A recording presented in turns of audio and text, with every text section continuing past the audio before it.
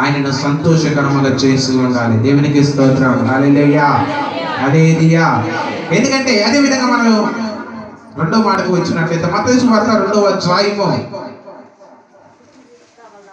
The book of Matthew chapter 2 verse 1. మత్తయి సువార్త 2వ అధ్యాయము 1వ వచనం మనం చూసుకున్నట్లయితే, రాజైన హేరోదు దినములయందు యూదయ దేశపు బెత్లెహేములో యేసు పుట్టిన పిమ్మట ఇదిగో తూర్పు దేశపు జ్ఞానులు యెరూషలేమునకు వచ్చి యూదుల రాజుగా పుట్టినవాడు అక్కడ ఉన్నాడు. దేవునికి స్తోత్రం. హల్లెలూయా, హల్లెలూయా. రెండోదిగా ఎవరికి తెలిసింది? ఎవరికి? జ్ఞానులకు తెలిసి ఉన్నాడు. దేవునికి స్తోత్రం. హల్లెలూయా, హల్లెలూయా. ఇలా జ్ఞానులకు తెలిసి ఉన్నది.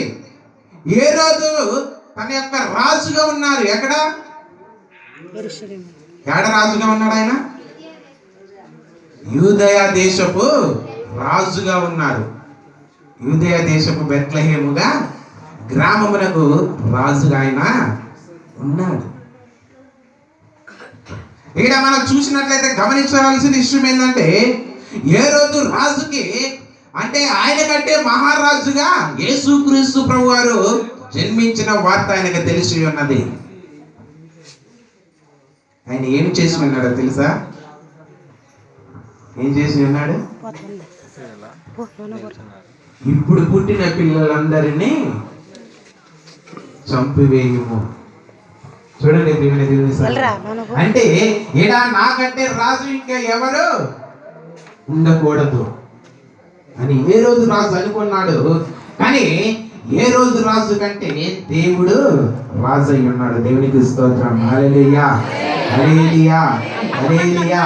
ఎందుకంటే ప్రియమైన దేవుని సంగమా, దేవుడు ఈ దేశానికే కాదు, ఈ ప్రతి దేశంలో ఆయన రాజుగానే ఉన్నాడు. దేవునికి స్తోత్రం. హల్లెలూయా, హల్లెలూయా, హల్లెలూయా. మన రాష్ట్రాల్లో చూసుకున్నట్లయితే దేవుడు మనందరినీ ఏలిన వాడై ఉన్నాడు. దేవునికి స్తోత్రం. హల్లెలూయా.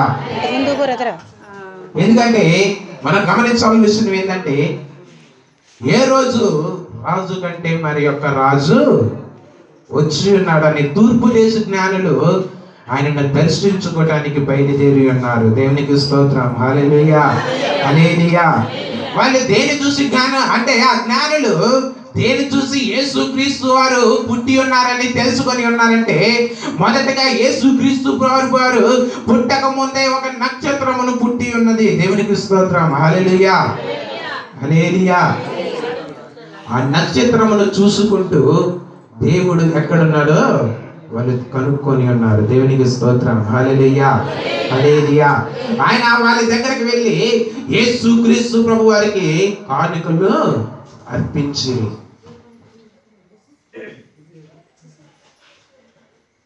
ఎందుకంటే ప్రియమైన దేవుని సంగమా, వాళ్ళు మంచి కానుకలను అర్పించి ఉన్నారు. మనము కూడా ఒక మంచి ఆత్మను సంపాదించి దేవునికి కానుకగా మనం అందరము ఇవ్వాలి. దేవునికి స్తోత్రం. హల్లెలూయా, హల్లెలూయా.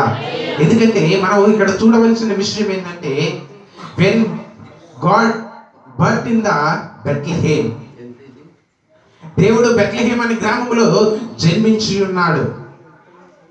మనము చూడవలసిన విషయము, అలా ఏ రోజు రాజు అంటే పరిపాలన చేస్తూ ఉన్నాడు. అంటే ఆ గ్రామమునంతా, ఆ దేశమును ఆయన పరిపాలిస్తున్నాడు. కానీ ఆయన కంటే మరో రాజు ఇంకెవరని అక్కడ ఉండొద్దని ఏ రోజు రాజు కండిషన్ పెట్టుకొని ఉన్నాడు. కానీ ఏ రోజు రాజు కండిషన్ పెట్టుకున్నా కానీ ఆ తూర్పు దేశ జ్ఞానులు ఆ రాజును దర్శించుకోవడానికి బయలుదేరి ఉన్నారు. దేవునికి స్తోత్రం. హల్లెలూయా, హల్లెలూయా, హల్లెలూయా. ఎందుకంటే ఈడ రాజు వాళ్ళని అంటే యేసుక్రీస్తు బాలుడై ఉన్నారు. ఆ జ్ఞానులు ఆ యేసు బాలుడి దగ్గరకు వచ్చి ఆయన యొక్క ఆశీర్వాదమును పొందుకొని ఉన్నారు. దేవునికి స్తోత్రం. హల్లెలూయా, హల్లెలూయా. ఆ తర్వాత ఏ రోజు రాజు తనతో పాటు పుట్టిన ప్రతి ఒక్కరిని సంపమని ఆజ్ఞించి ఉన్నాడు. ఆ తర్వాత దేవదూత వచ్చి యేసుక్రీస్తు ప్రభు వారిని ఆడికి పంపించారు.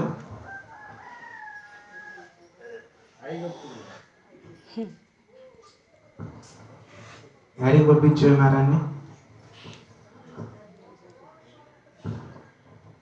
అదేవిధంగా 5వ వచనం మనం ఒకసారి చూసుకుందాం.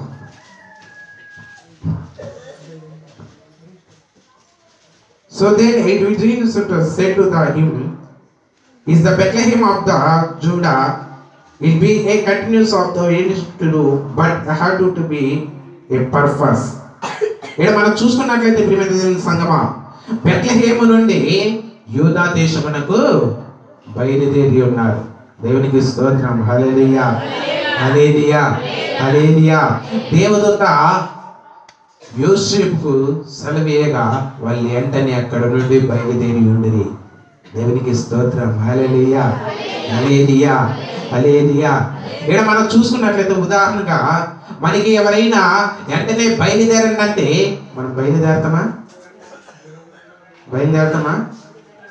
కానీ ఇక్కడ యోసేపు దేవదూత మాటకు లోబడి వాళ్ళు వెంటనే బయలుదేరి ఉండేది. దేవునికి స్తోత్రం. హల్లెలూయా, హల్లెలూయా.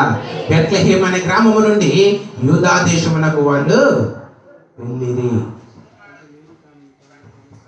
ఎందుకంటే మనం యూదా దేశం అంటే ఇక్కడ నుండి పక్కూరు పోదామంటే మనం ఎవరైనా చక్కగా రెడీ అవుతారా? రెడీ అవుతాం. ఎందుకంటే అక్కడ ఏదన్నా కార్యక్రమం కానీ ఏదైనా ప్రార్థన కూడుకుందంటే మనం రెడీ అయ్యి బైబిల్ పట్టుకొని వెళుతూ ఉంటాం. కానీ మనము చెప్పిన మాటను విధేయుడిగా ఉండాలి. ఇక్కడ యోసేపు దేవదూత చెప్పిన మాటకు విధేయుడయ్యండి, లోబడి ఆయన బయలుదేరి ఉండేది. దేవునికి స్తోత్రం. హల్లెలూయా, హల్లెలూయా. వాళ్ళు బయలుదేరిన తర్వాత యూదా దేశమున ఆయన యేసుక్రీస్తు ప్రభువారు పరిచర్య ప్రారంభించి ఉన్నాడు. దేవునికి స్తోత్రం. హల్లెలూయా, హల్లెలూయా, హల్లెలూయా. ఆయన అక్కడే పెరిగి 12 సంవత్సరాల నుండి దేవుని యొక్క సువార్తను ఆయన ప్రకటించడం ప్రారంభించి ఉన్నాడు. దేవునికి స్తోత్రం. హల్లెలూయా, హల్లెలూయా. ఎందుకంటే ప్రియమైన దేవుని సంగమా, మన యూదా దేశం అంటే ఇక్కడ యేసుక్రీస్తు ప్రభువారు బెత్లెహేములో ఆయనకు ప్రమాదం ఉన్నదని దేవదూతకు తెలిసి ఉన్నది. వెంటనే యోసేపు మరియకు ప్రత్యక్షమయ్యి దేవదూత సెలవేయగానే వాళ్ళు వెంటనే బయలుదేరి ప్రయాణం సాగిని ఉన్నారు. దేవునికి స్తోత్రం. హల్లెలూయా. అదే విధంగా మనం లూకా సువార్త 1వ అధ్యాయము 26వ వచనం మనం చూసుకున్నట్లయితే,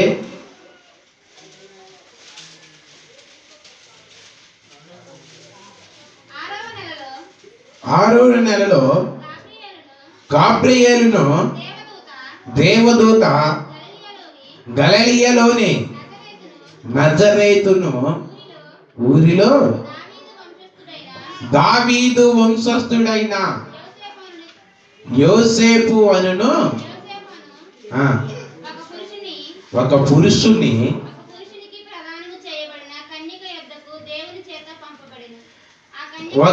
ప్రదానము చేయబడిన ఒక కన్యక యొద్దకు దేవుని చేత పంపబడి ఉన్నది. ఆ కన్యక పేరు మరియా. దేవునికి స్తోత్రం. హల్లెలూయా, హల్లెలూయా, హల్లెలూయా. ఏడే ఎవరి చేత పంపబడి ఉన్నదంట? ఎవరి చేత? దేవుని చేత. పరిశుద్ధాత్మ దేవుని చేత దేవదూతను ఆమె యొద్దకు పంపించి ఉన్నది. దేవునికి స్తోత్రం. హల్లెలూయా, హల్లెలూయా. ఎందుకంటే ప్రియమైన దేవుని సంగమా, ఇక్కడ మనం గమనించాలి, యేసుక్రీస్తు ప్రభువారు పరిశుద్ధాత్ముడై ఆయన జన్మించి ఉన్నాడు. ఆయన పరిశుద్ధాత్మ దేవునిగా జన్మించి ఉన్నాడు. మరి ఆ కన్యగా అంటే ఆమె కన్యగా ఉన్నప్పుడు పరిశుద్ధాత్మ గర్భమును ధరించి ఉన్నది. ఇక్కడ మనం గమనించాలంటే ఆమెకి పెళ్లి కాక ముందే గర్భము అని ధరించి ఉన్నాడంటే యోసేపు అడ్డంకు పరిచి ఉన్నాడు. చూడండి ప్రియమైన దేవుని సంగమా, ఇక్కడ మనం చూసినట్లయితే ఆమె మరియా పరిశుద్ధాత్మ గర్భమును ధరించి ఉన్నది. బైబిల్లో రాయబడినది ఆమె పరిశుద్ధాత్మ గర్భమును ధరించి ఉన్నది రాయబడి ఉన్నది. ఎందుకంటే ప్రియమైన దేవుని సంగమా, ఆమె అక్కడున్న ప్రతి వారిలో చూసినట్లయితే మరియ మాత్రమే భక్తి పరురాలు, పరిశుద్ధునిగా ఆమె మాత్రమే ఉన్నది. కాబట్టి దేవుడు తననే చేసుకొని ఉన్నాడు, ఆమెను సెలెక్ట్ చేసుకొని ఉన్నాడు. ఎందుకంటే ఆమె ద్వారానే నేను శిశువునిగా భూలోకానికి పంపబడుతున్నా. ఇక్కడ మనం చూసుకున్నట్లయితే యోహాను సువార్త 3వ అధ్యాయము 16వ వచనంలో చూసినట్లయితే ఆడ ఏమి రాయబడి ఉన్నదంటే, దేవుని లోకముని ఎంతో ప్రేమించును కాగా తన అద్వితీయ కుమారుణ్ణి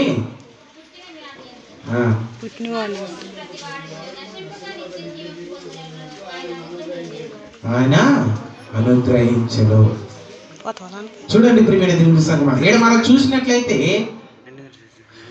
ఆయనతో పుట్టిన ప్రతి వాడిని ఏం చేస్తారంట?